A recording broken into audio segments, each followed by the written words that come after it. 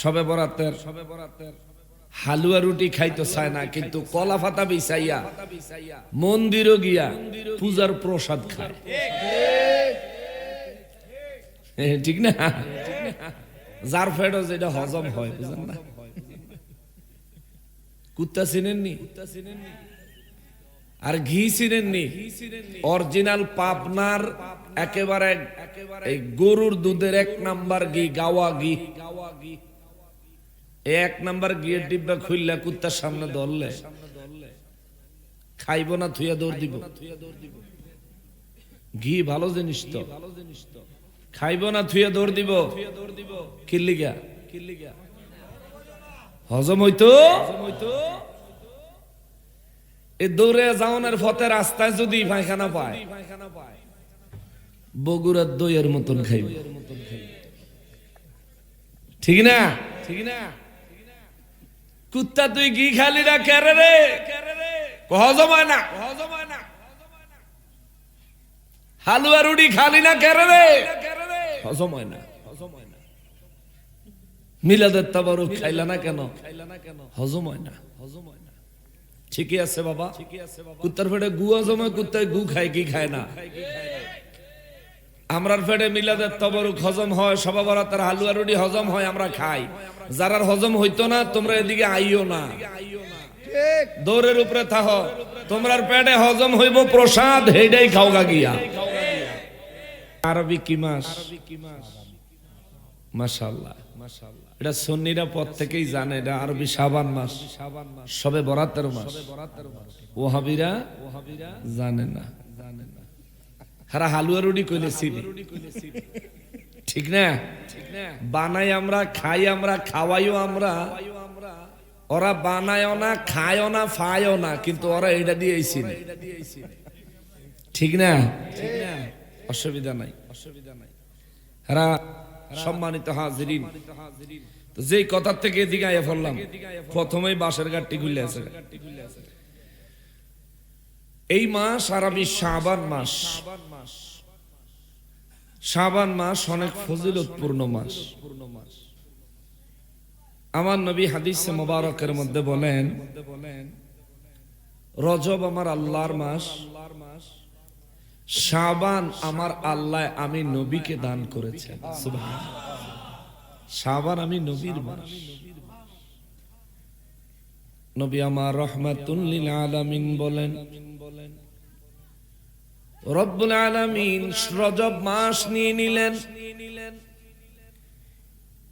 এই রজব মাস আমার আল্লাহ নিলেন, কারণ হলো রব্বুল আলামিন আমার সঙ্গে আমাকে তার কুদরতের দরবারে দাওয়াত দিয়া নিয়ে দেখা করছেন। রজব মাসে আল্লাহ আমার সঙ্গে মেরাজ করেছেন।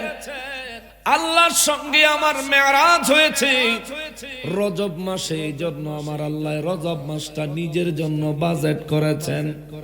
সুবহানাল্লাহ।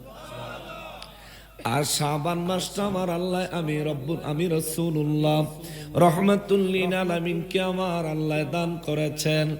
আমার নবী রাহমাতুল লিল আলামিন 2 চক্ষু মোবারকের পানি মোবারক ঝরঝর করে ছেড়ে দিয়ে আমার নবী কাঁদতে লাগলেন। রব্বুল ইজ্জত বলেন, হুজুর কাঁদেন কেন? রজব আমি নিছি, শাবান তো আপনাকে দিছি, তবু আপনি কাঁদেন কেন? আমার নবী কয়, আল্লাহ আমি আপনার হাবিব, এই জন্য আমার জন্য আপনি শাবান মাস দিলেন, কিন্তু আল্লাহ আমার গুনাহগার উম্মত গুলার জন্য তো কিছু দিলেন না। আল্লাহ কয়, হুজুর যান, আপনার উম্মতের জন্য আমি আল্লাহ শাবানের পরে মাহে রমজানুল মুবারকের মাস আপনার উম্মতকে দিয়ে দিলাম। সুবহানাল্লাহ।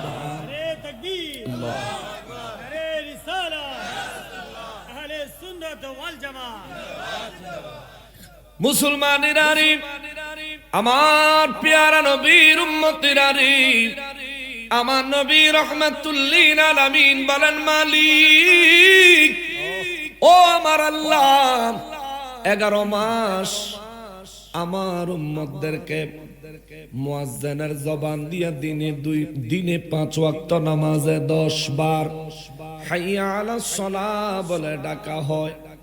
আমার উম্মতের মধ্যে বহু উম্মত নামাজে যাবে না রে আল্লাহ, কারণ শয়তান তারে ওয়াসওয়াসা দিবে, সারা রাত ফেসবুক চালাবে, এক্সাম্পল আর কি, সারা রাত মোবাইলের মধ্যে ব্যস্ত থাকবে, ফজরের আজান দিলে মোবাইল রাইখা বান্দা ঘুমাইতে যাবে।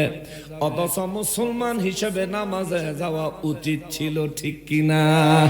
কিন্তু সিস্টেম চেঞ্জ হয়ে গেছে।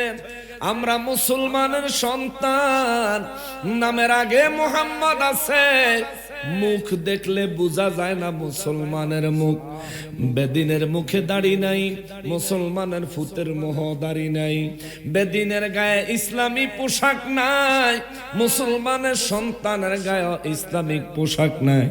এই পোলা যদি কোনো অপরিচিত জায়গায় মারা যায়, এই পোলা হিন্দু না মুসলমান এটা যাচাই করার লাগিয়া তারা ল্যাংটা করাইয়া চেক করন লাগবো, ঠিক কিনা বলে?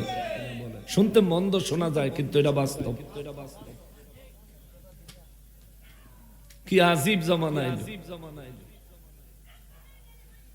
মুসলমানেরা রে, আমার পেয়ারা নবীর উম্মতেরা রে, মহান রব্বুল আলামিন দিনে 5 ওয়াক্ত নামাজে, প্রত্যেক ওয়াক্ত নামাজে 2 বার করে মুয়াজ্জিন রে দিয়ে ডাকে, হাইয়া আলাস সালাহ, নামাজের জন্য আসো, হাইয়া আলাস সালাহ, নামাজের জন্য আসো। আবার নামাজ পড়লে আপনি কি পাবেন, এই কথাও আমার আল্লাহ মুয়াজ্জিন রে দিয়ে বলে দিছে, বলো হাইয়া আলাল ফালাহ, কল্যাণের দিকে আসো। অর্থাৎ নামাজ হলো এমন কাজ, এমন কাজের দিকে তোমাকে ডাকতেছি, যেই কাজে আসলে তোমার কল্যাণ হবে, মঙ্গল হবে, ভালো হবে। জোরে বলেন সুবহানাল্লাহ। নামাজে গেলে কেমনে কল্যাণ হয়, নামাজে গেলে কেমনে কল্যাণ হয়, রব্বুল আলামিন কালামে হাকিমের মধ্যে বলেন, বিসমিল্লাহির রহমানির রহিম, ইন্নাস সালাতা তানহা আনিল ফাহশাই ওয়াল মুনকার। আওয়াজ করে বলেন আল্লাহু আকবার। রব্বুল আলামিন বলেন, বান্দারে, এ বান্দা, মুয়াজ্জিনের জবানে তোমাকে ডাকা হলো নামাজের জন্য। পরের বার বলা হলো নামাজে আসলে তোমার কল্যাণ হবে, কল্যাণের দিকে আসো।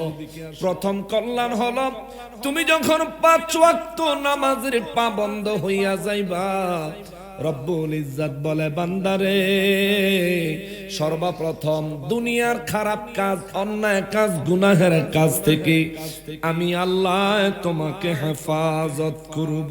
সুবহানাল্লাহ। ইন্নাস সালাতা, নিশ্চয়ই নামাজ, তানহা আলাদা করে দেয়, আনিল মুনকার, অন্যায় কাজ থেকে, গুনাহের কাজ থেকে, খারাপ কাজ থেকে নামাজ মানুষকে আলাদা করে দেয়। মুসলমানেরই,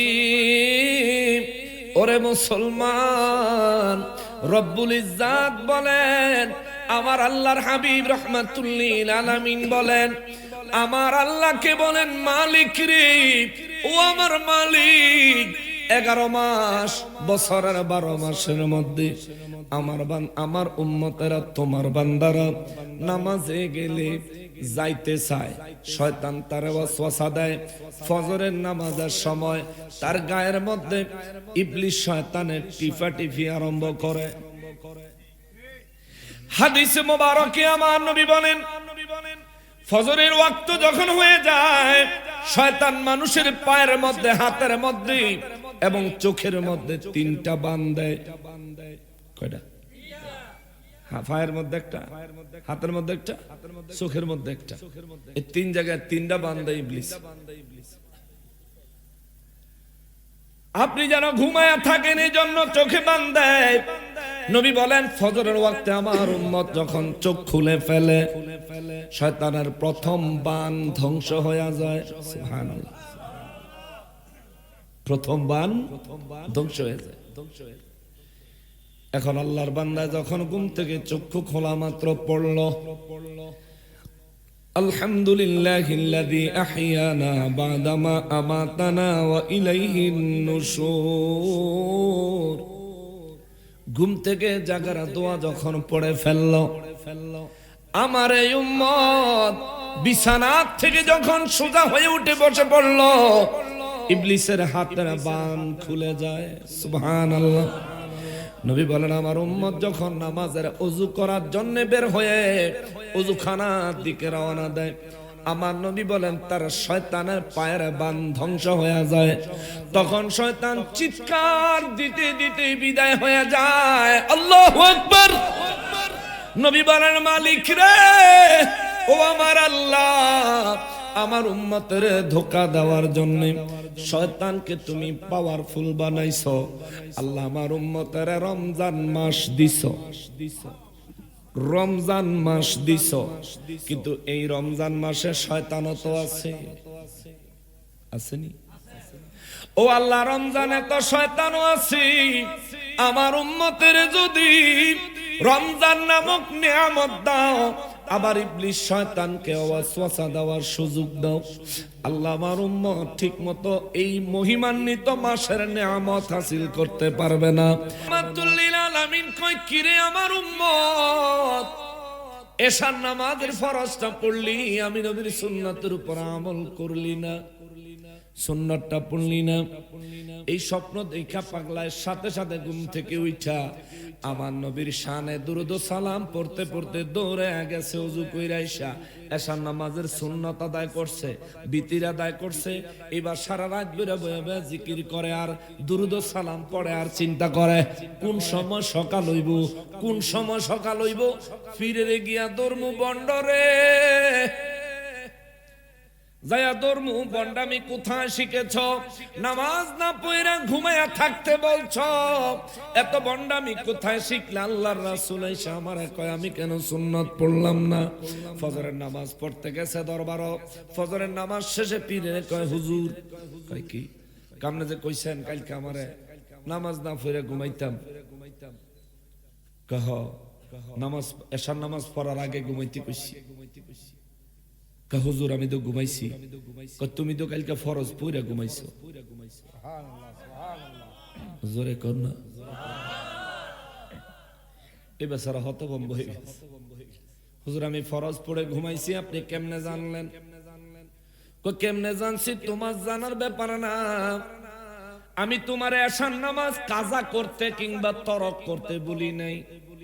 আমি বলছি এশার নামাজ আদায় না করে তুমি ঘুমায়া যাবা, ঘুম থেকে উঠে এশার নামাজ আদায় করবা, আমি কিন্তু তোমার নিষেধ করি নাই। বলছি শুধু এশা না পড়ে ঘুমায়া যাইতি, শুধু সুন্নাত না পড়ে ঘুমানোর কারণে আল্লাহর রাসূলের দিদার হয়েছে। যদি ফরজ না পইরা শুইতি, তাইলে আল্লাহর দিদারও পায়া যাইতি। রমজানের বিষয়টা বলে আসলাম। রমজান মাসে আপনি শয়তানের ওয়াসওয়াসা থেকে বাঁচতে পারবেন, কিন্তু নফসের ধোঁকা থেকে বাঁচতে হইলে আপনাকে পীর মাশায়েখের সাথে লাইন রাখতে হবে। আবার এমন পীরের লগে লাইন রাখেন না যেই পীরে সারা বছর আপনাদের কাছ থেকে চাঁদা নিয়া 10টা মন্দিরও 50,000 করে টাকা দেয়। আসেনি এমন পীর বাংলাদেশে? হেরা নির্বাচনও করে, হেরা আবার মার্কা মুরকা লইও খারায়। 10টা মন্দিরও 50,000 করে টাকা দিছে, মসজিদ মাদ্রাসা পরে সুযোগ হইলে দিবে, আর আরো মন্দিরে দিবে। এটা লেগা বাজেট পরিকল্পনা হইতে আছে। আফসোস বাবা, আল্লাহ রাব্বুল ইজ্জাত এই শাবান মাসটা আমার নবী রাহমাতুল লিল আলামিনকে দিয়েছেন। এই মাসের মর্যাদা আসেনি? জোরে বলেন আসেনি? আল্লাহ বলেন হামিম।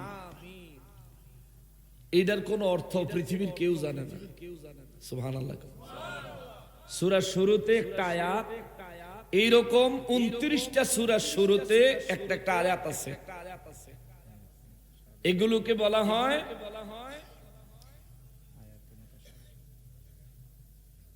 এমন আয়াত যেগুলোর অর্থ আল্লাহর রাসূল ছাড়া কেউ জানে না। সুবহানাল্লাহ। আয়াতে মুতাশাবিহাত, যে কোনো বাংলা অনুবাদের কোরআন শরীফে দেখবেন যখন এই আয়াতগুলো লেখে তার নিচে অর্থ লেখে আল্লাহ এবং তার রাসূলই এর অর্থ ভালো জানে। সুবহানাল্লাহ বলেন। তাইলে এইগুলোর অর্থ দুনিয়ার মানুষকে বলবে না, তাইলে এই আয়াতগুলো আল্লাহ নাজিল করলেন কেন? যেটার অর্থ দুনিয়ার মানুষকে আল্লাহ বলবেই না, আল্লাহর রাসূলও বলবেনই না, এই আয়াতগুলো আল্লাহ কেন নাজিল করলেন?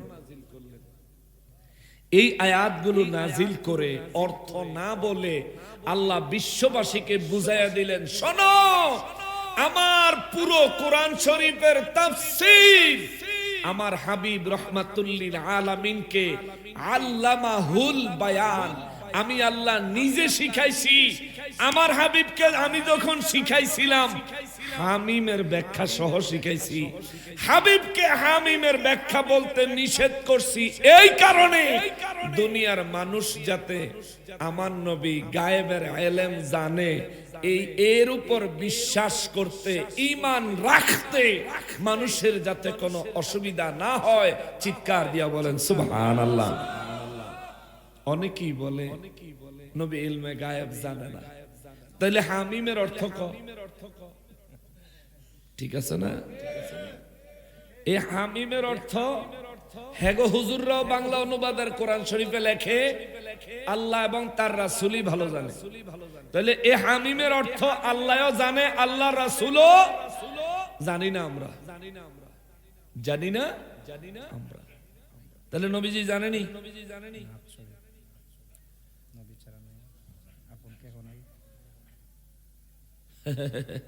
না এখন সময় নেই আমার।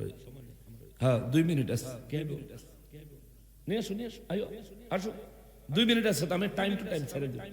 দরবার তো ইনশাআল্লাহ এটা প্রথমবার হিসেবে দরবারের একটা নাম আমি মনে মনে চিন্তা করছি, প্রস্তাব রাখবো আর কি।